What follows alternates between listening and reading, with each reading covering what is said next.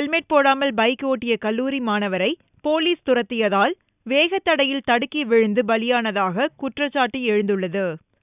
சென்னை அயனாவரத்தை சேர்ந்த முகிலன் மீனம்பாக்கத்தில் உள்ள ஜெயின் கல்லூரி ஒன்றில் 1ஆம் ஆண்டு படித்து வருகிறார்.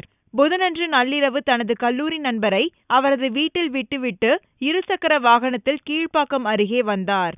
முகிலன் ஹெல்மெட் அணியாமல் வந்ததால் போலீசார் அவரை வழிமறித்தனர்.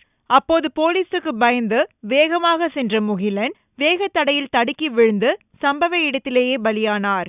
பின்னர் அவரது உடலை கீழ்ப்பாக்கம் அரசு மருத்துவமனைக்கு கொண்டு சென்ற போலீசார் கீழே விழுந்த போது முகிலனின் கழுத்தில் இருந்த மாலை கழுத்தை இறுக்கியதாகவும் அதனால்தான் இறந்ததாகவும் தெரிவித்தனர். தகவல் அறிந்த முகிலனின் உறவினர்கள் மருத்துவமனை முன்பு திரண்டதால் அங்கு பரபரப்பு நிலவியது.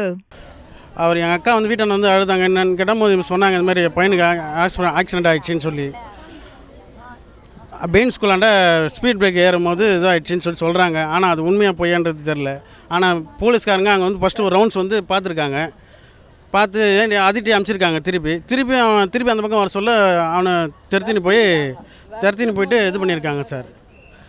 ஆனால் அவங்க சொல்கிறது மாலை இறுக்கமாகிடுச்சு, அதாகிடுச்சின்னு சொல்கிறாங்க. அதுமாரி